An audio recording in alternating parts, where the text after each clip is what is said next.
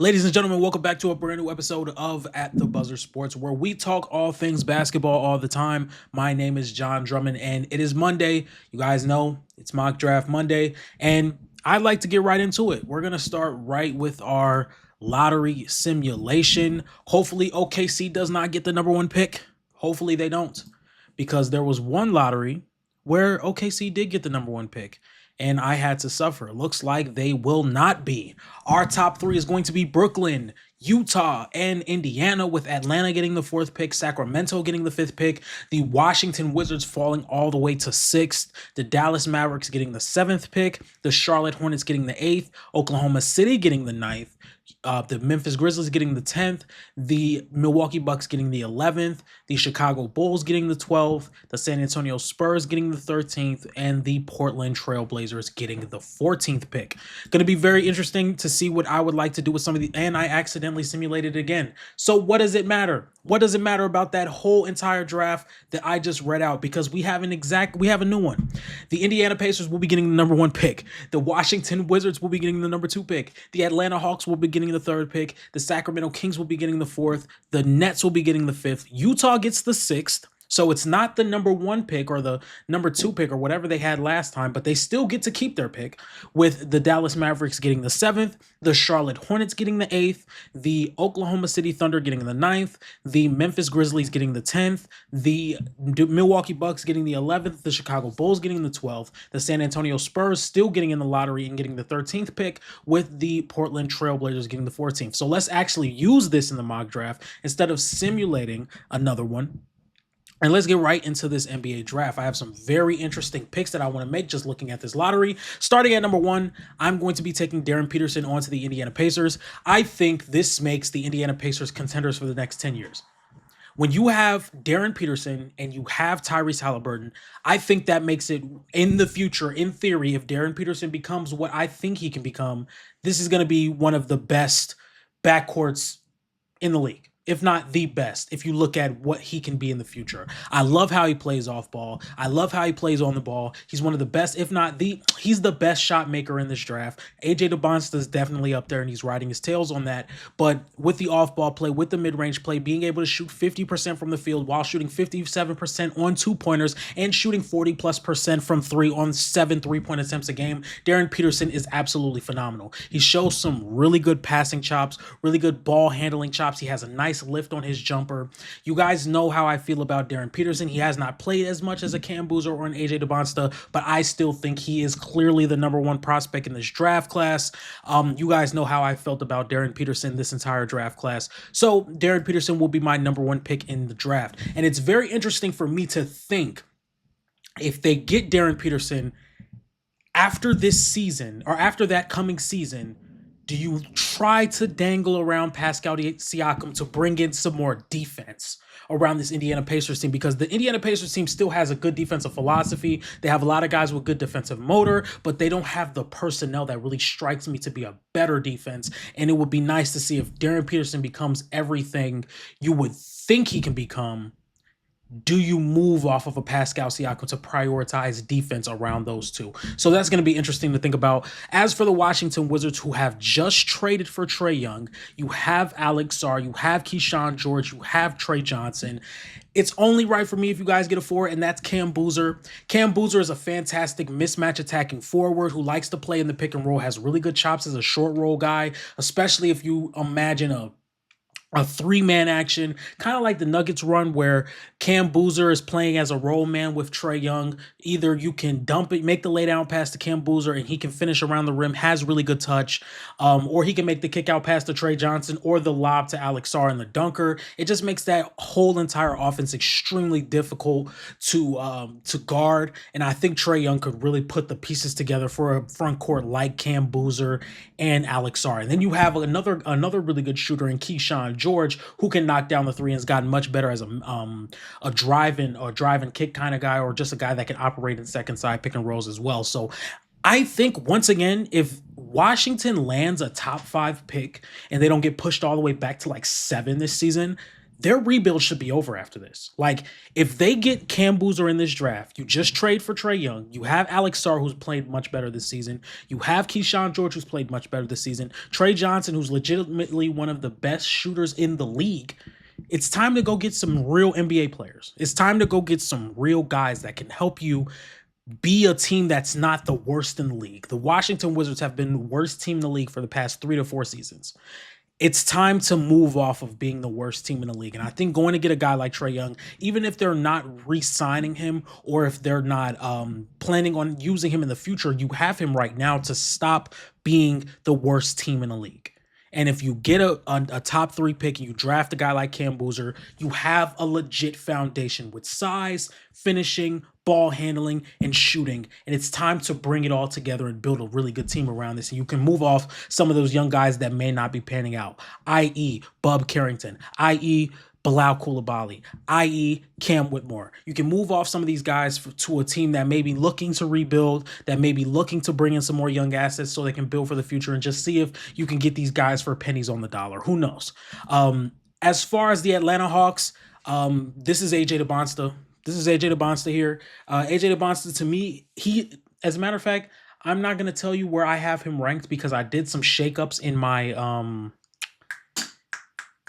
my big board that will be coming out this week as well. My very first all 30 player big board. Look out for that. I've been doing top 10, top 15, top 20. Now it's time to do my all 30 big board. I think I've watched these guys enough to finally make a 30 player big board.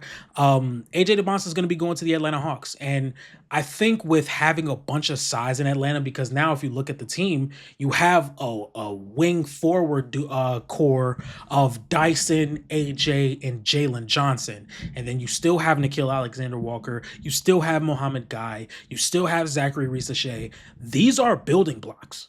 These are legit building blocks. And I think having an AJ DeBonsta come into this lineup with how good he can be as an overall player and how good he can become as an overall player and the scoring ceiling that he has and the defensive upside that I feel as though hasn't even been tapped into yet. I think that's where AJ DeBonsta can really thrive as a downhill threat, somebody that can get to the free throw line as much as possible, somebody that's getting a lot better as a passer, somebody that's getting to the rim and having a really elevated mid-range game with his wingspan and how high he can arc his shot and how tough that can be to contend.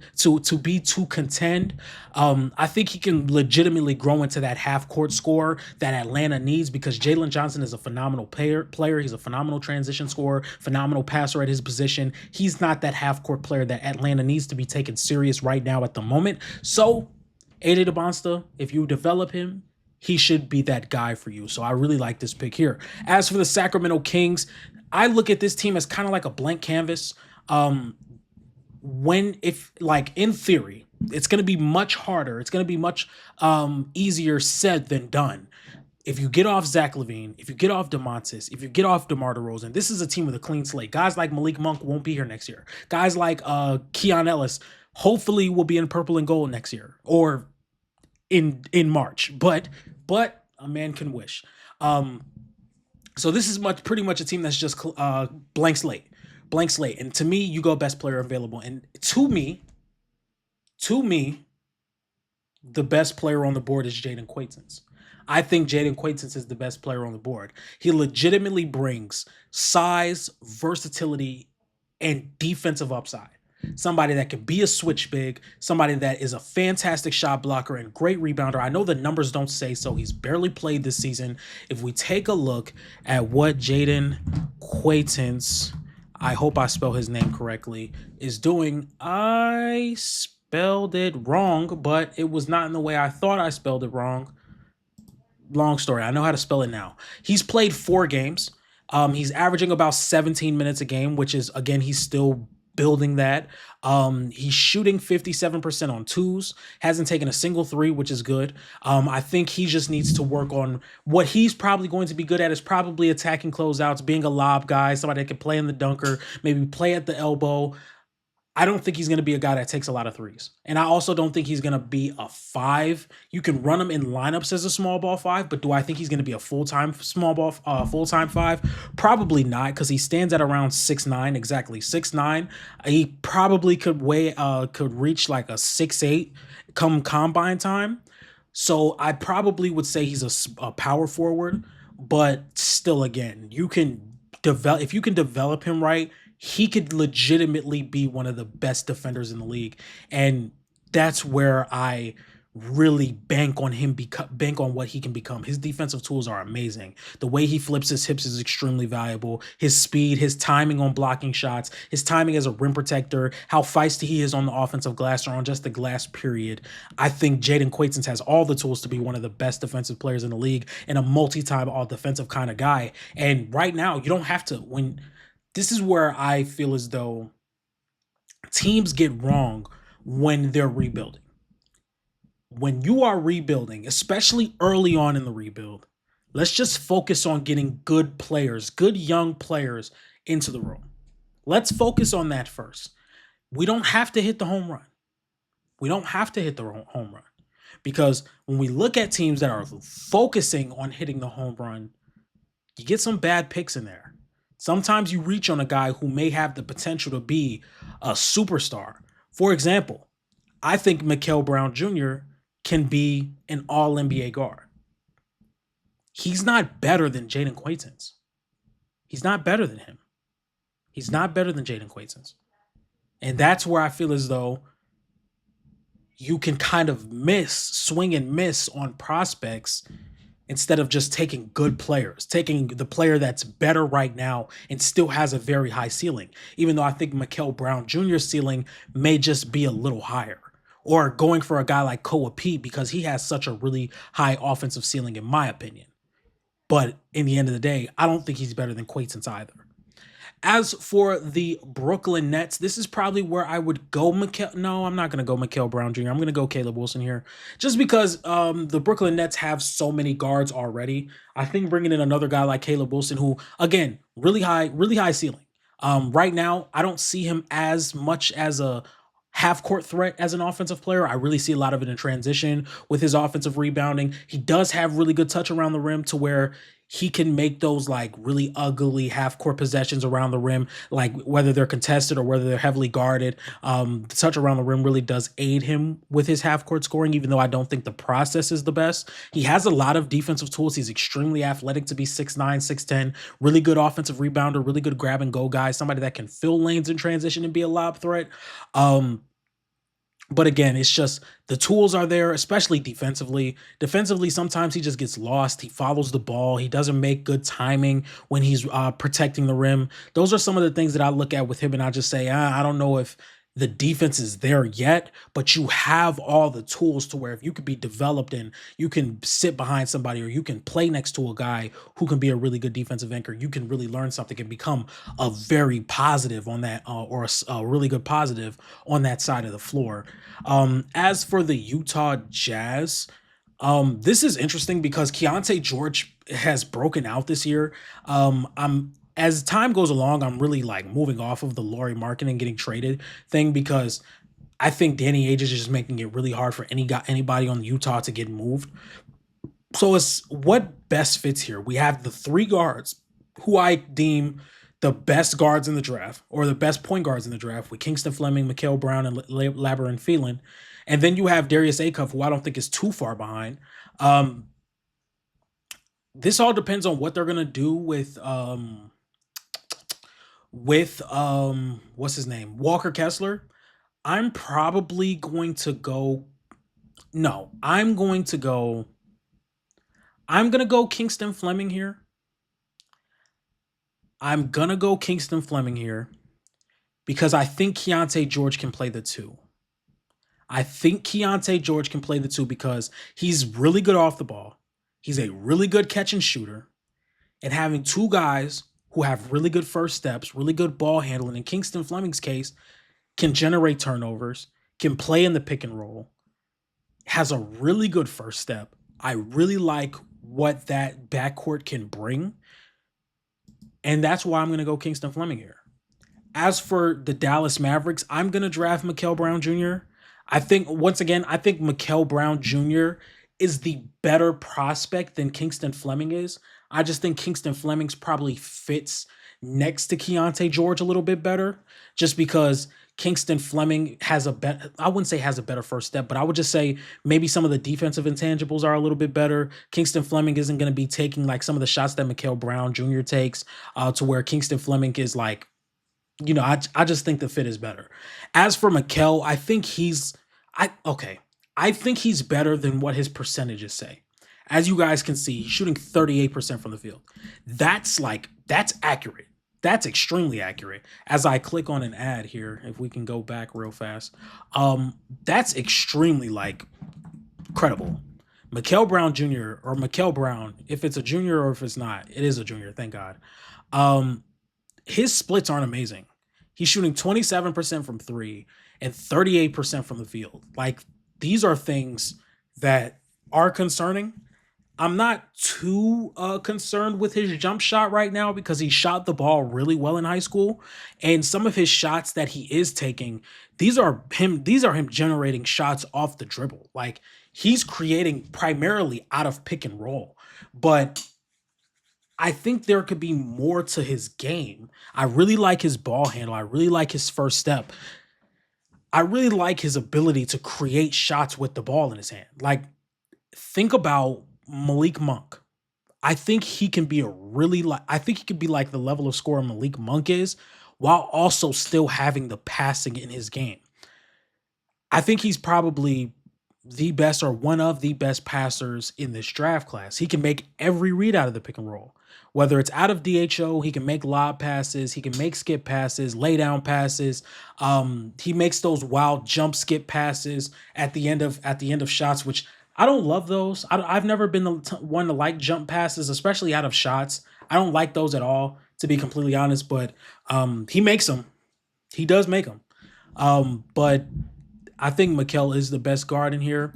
And having that type of point guard next to a Cooper Flag and a Derek Lively, and having all that size that Dallas has, so he can constantly have a pick and roll partner on the floor. No, Anthony Davis is definitely staying on the team through this season because he's going to be sidelined for a little while. But having multiple different candidates you can play pick and roll with, whether that's Gafford, whether that's Lively, whether that's Flag, whether that's PJ, you're going to constantly have a role man for Mikel Brown Jr. to play with. So I think he fits with Dallas more than a Kingston Fleming fits with them. As for Charlotte, this is interesting as well because I would love to see Koa Pete play with Charlotte. I think that's probably where I'm going to go. I'm going to have Koa Pete get drafted to Charlotte. I would really love to see a two-man game between him and Con Knippel. The only thing that really strikes me is how he would fit with LaMelo, with how much LaMelo wants to speed the game up and get out in transition. How would Koa Pete really work with that? And the reason I'm lower on Koa Pete now is just he doesn't necessarily have the game to where that he enhances transition. Like, I could be wrong. I could be wrong because he can play in transition, but with how much he plays in the half court around the elbows in the 2-point line and down, he doesn't really shoot any threes. I think he's taken like 20 threes all season. If I'm being accurate here, his total he's taken 13 threes this year. He's taken 13 threes. He's shooting 60% inside the arc. With how and this is where I come back around to Koa Pete, because in the end of the day, he doesn't take a lot of threes. But when we look at him inside the arc and how he's able to score, he's efficient. Like, he's shooting 10 two-pointers a game. 10 two-pointers a game. He's shooting 59, 60% on them. That's his shot diet right there. He's taking 10 and a half field goal attempts a game, while 9.7 of them are coming inside the arc, and he's still shooting 59% of them. Now, one of my biggest concerns is getting to the free throw line. With how physical he is and how NBA ready body wise he is, you would think he would get to the free throw line a little bit more. But outside of that, and then he's only shooting 63% on free throws to where, so that's a little concerning as well. But outside of that, I mean, I think he could be a really good half court scorer and he could be a floor raiser as a scorer. My problem is I don't really see how impactful he can be on the defensive end, just because I don't think he has real verticality to be a good rim protector, and I don't think he has the foot speed to guard at the point of attack, like to where you would just probably have to put him on like a four or like a rim running five. Um, but coaches are good. The coaches in the NBA are good, so we'll see how he fits defensively in the NBA. As for OKC, one of my, and again, I'm going to have another video coming out this week about who are the best prospects for OKC to draft. Maybe this is a spoiler. Some of the things that I feel as though OKC should be targeting, because in theory, if everything goes their way, they should have four first round picks this offseason or this season that could quickly become three. But if everything goes their way, they would probably have four first round picks. Four first round picks this year.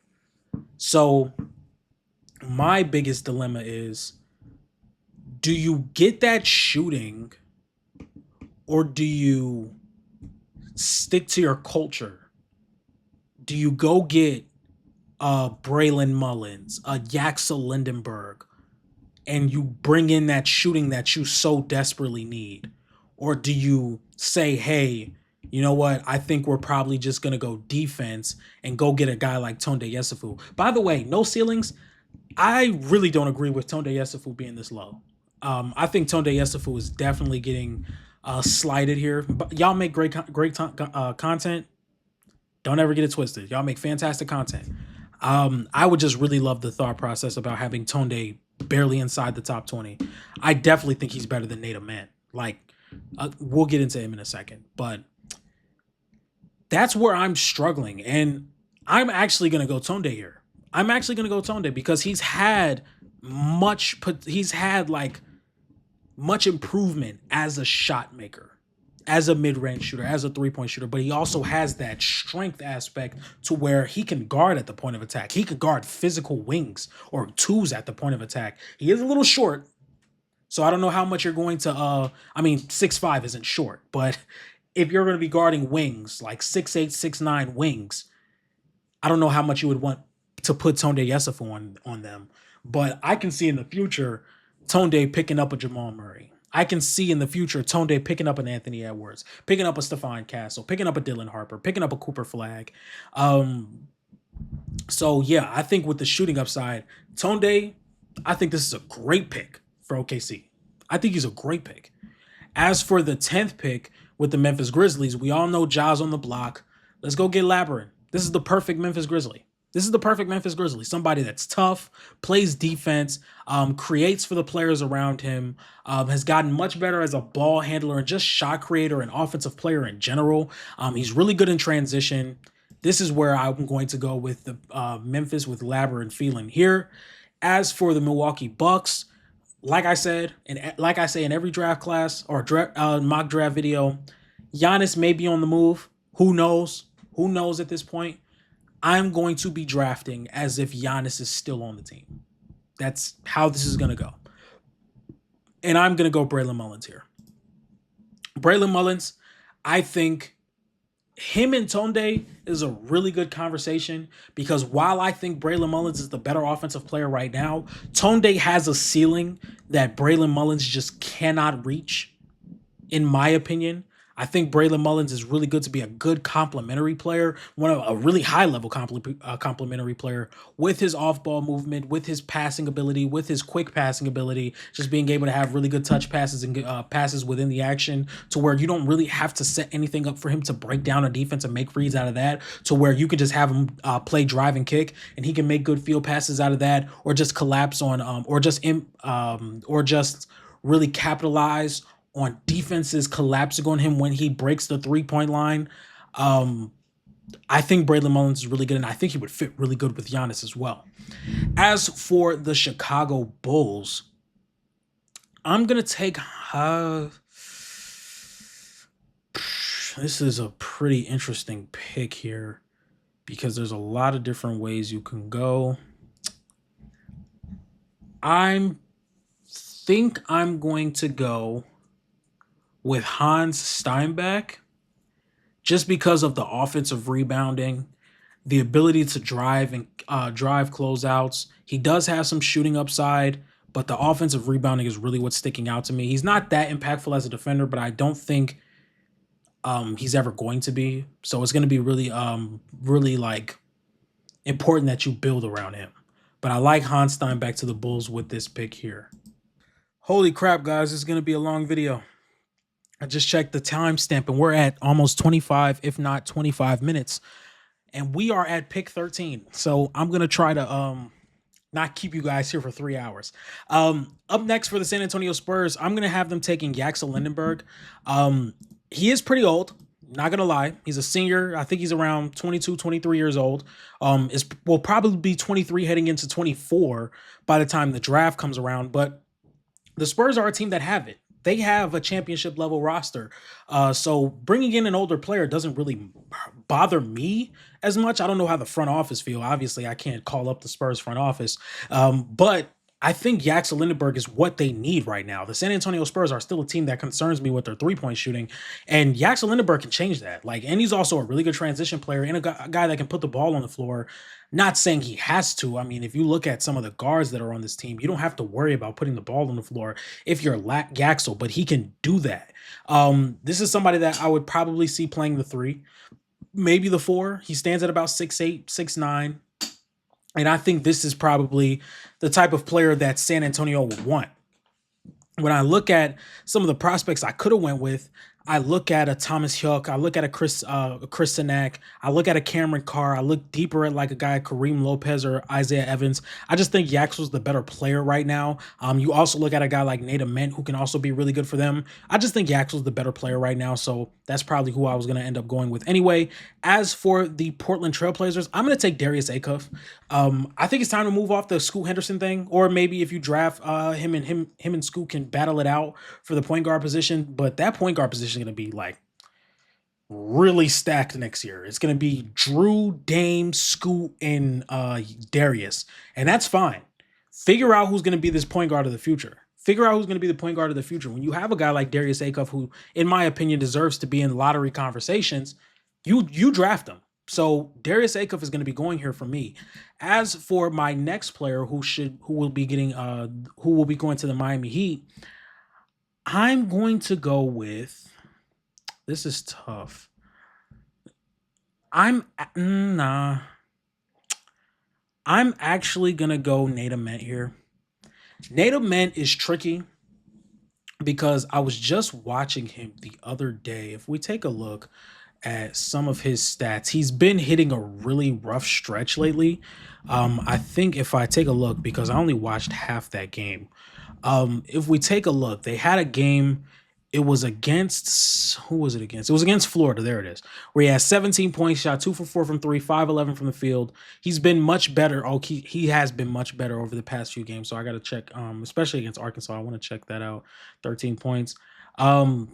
Over his last few games, he hasn't been the best, but he's managed to crawl out of his slump that he's had.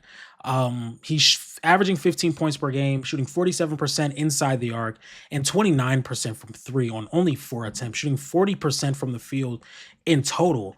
And it's just like, he doesn't really score with the ball in his hand. He's not a ball handler at all. Like, he's shown some really good passing upside, some good off-ball upside. But as far as like the creating for himself, I don't really see it from him right now. And that's what has really driven me out of him falling out of the lottery for me.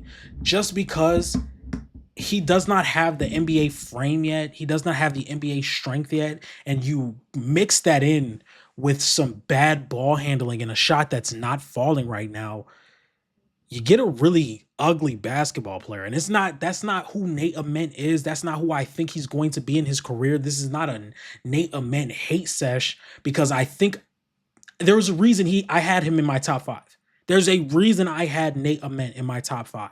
But right now he just has not been great. And it's like, it kind of reminds me of that like Jaeger Demon situation last process or last cycle where Jaeger started out really good, but it's like people were really quiet when Jaeger was not playing well, and people were still having him in top 10, top 15 conversations, and he wasn't playing nearly as well outside of like the first 5 games.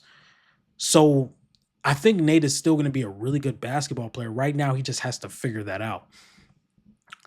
As for the Memphis Grizzlies, I'm going to draft Thomas Huck. Thomas Huck is a really good transition player. He's not as young as the other prospects in this draft class. He's about 21, 22 years old. He's a junior, but he is shooting around 34, 35% from three. A lot of his threes are like catch and shoot threes. He does have some really good touch, like within the restricted area, just a smidge outside the restricted area, to where if he can get right into the middle of the defense, he can have a really good push shot that he can get to where you can flash him in the middle of the zone and he can make that push shot there. Him playing in transition with guys like LeBaron or Cedric or Jalen Wells or Jaren Jackson, Ja Morant, if he's still here. Yeah, I think he could be really impactful for this Grizzlies team. And the Grizzlies might be putting something together with Hyuk and LeBaron Philon. As for the Golden State Warriors, I just think they need to prioritize size. So I'm going to draft Chris Sinak here. He hasn't been as impactful as I would wanted him to be in Houston, but he is a solid rebounder. He does have a nice outside shot. I think what is having Chris Sinak for me still be locked in this first round of just what he can be off of his physical traits and his ability to knock down shots.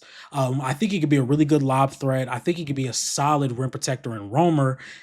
And those are really just off of traits. Like there's guys that are going to be in drafts, whether it was last year, this year, the year after that, or 10 years from now, who just have better traits than other players who might be better than them right now. And that's what the draft is. I'm going to take Chris Sinak there. As for the Atlanta Hawks, they have another pick on the board here, and I'm probably going to go Christian Anderson. I think Christian Anderson is a really good guard. He has a really good change of pace. He has a really good ball handle. He has good touch. Knocks down his shots pretty consistently. He reminds me of a Darius Garland. Now, do I think he's going to reach that level? Maybe, maybe not. Who knows? But I do think he can be a really good offensive guard in this league. And that's probably where I'm going to go with Atlanta because they do need a point guard. So even if he doesn't start right now, that could be somebody that they can look into. As for the Oklahoma City Thunder, I'm going to take Cameron Carr here, one of the best shooters in this draft, and that's what OKC needs. Somebody that can be a microwave and knock down shots consistently. As for the Toronto Raptors, this is another team. I'm just going to bring in floor spacing. I'm going to take Keaton Wagler here. This is somebody who's been rising through the draft stocks. He can play downhill. He loves playing within the mid-range, whether that's spin move in the middle of the floor, whether it can get to a jumper or to a layup. He is a pretty good shooter as well. I think Keaton Wagler can be really good with this roster. As for the Charlotte Hornets, I'm going to take Bennett Sturts here. This is a little late. I think he can be a really good shooter and passer. My thing is he just doesn't create the advantage to make the easy reads. He kind of has to have like action set up for him, and he can make the reads out of those. Based off of what I've seen, I haven't watched every single Bennett Sturts game, but I think I've watched enough to really understand what he brings to the table. Fantastic shooter, somebody that can play in DHO and knock down shots consistently. Really don't think he pairs next or he goes against physicality well, so that's something to watch out for as well. But this is a late first round draft pick, so let's see what happens. OKC with another pick coming forward, and I'm going to take Kareem Lopez here. Kareem Lopez is somebody that I was flirting with in the top 10 when the start of this cycle happened. But he still shows signs as a good off-ball player, really athletic, can put the ball on the floor and can knock down shots consistently. So I'm going to be going with him there. For the New York Knicks have a lot. Like they have some really good players. Miles McBride, Mikal Bridges, Jalen Brunson, OG Anunoby, Karl Anthony Towns, Jordan Clarkson, Josh Hart. Like they have some really good players. So in my opinion, I think you would probably just take the best player available. So honestly, I'm just going to go Neocolis. Why not? Why not? Neocolis was somebody that was getting a lot of hype when he had that 33-point game. And a lot of people were saying he was looking like Luka Doncic, which he was, but I'm just not as high on him. He can't really win one on one to justify him having the ball that much. He has come off some curl screens and knocked some shots down, so that's a plus, showing that you can knock down catch and shoot threes. Because that's probably what he's going to be like, an off guard. So that's good enough for him. As for the Celtics, I'm going to take Patrick Ngangba here just because he has a lot of really good traits and he can shoot the three ball. Plays well out of pick and roll, is a solid defender and rebounder. I think he could pair up in Boston pretty well. As for the Lakers, this is tough for me because again, this is my team.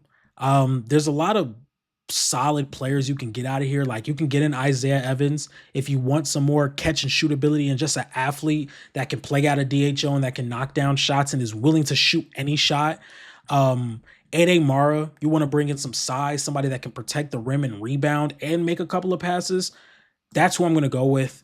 The Lakers need size. Who knows what DeAndre Ayton's going to be doing next year? And to be honest, I really don't like DeAndre Ayton being the center of our future.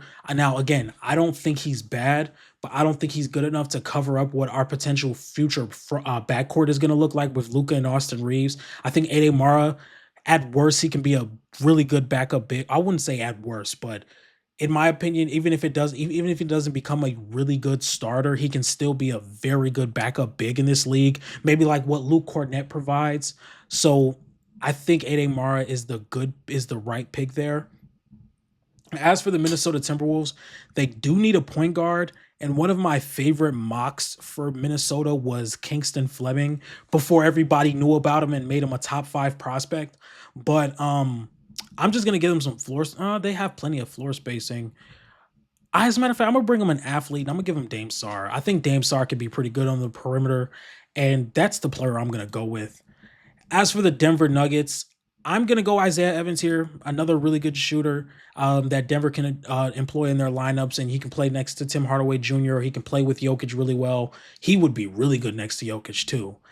As for the Cleveland Cavaliers, let's see, who do we want to go with Cleveland? As for the Cleveland Cavaliers, we're going to be going with Joshua Jefferson, power forward out of Iowa State. Really good passer at his position. He can pass out of the post. He can pass out of the short roll. He plays in transition really good, whether that's filling lanes or being a grab and go guy. And I think he could be a tweener that could just give Evan Mobley maybe possibly time at the full-time 5, especially if it doesn't really work out for Cleveland this year and they probably move off of a Darius Garland or Jared Allen. So I think that brings some positional size for them. As for the Detroit Pistons, I would just like to see them get another ball handler, and I think Malik Thomas can be that guy. He slid a little bit down as weeks have gone along, but I think he can be really good for this Pistons team in the future. And with the last pick, this is going to be a little weird for Washington, but I'm going to take Henry Vassar, just a traditional big that can play drop coverage, protect the rim, rebound, finish around the rim. I don't think that's a bad pick.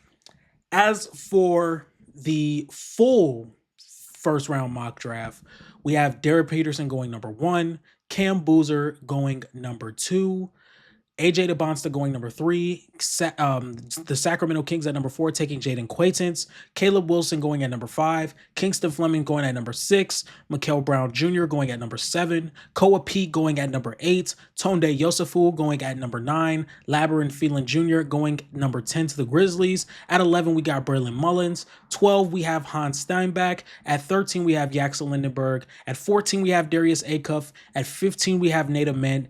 At 16, we have Thomas Hyuk. At 17, we have Chris Sinak. At 18, we have Christian Anderson Jr. Or why do I keep calling everybody a junior?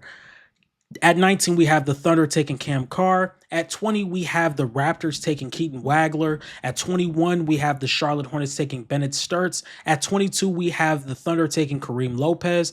At 23, we have the Knicks taking Neocolis Avdilas.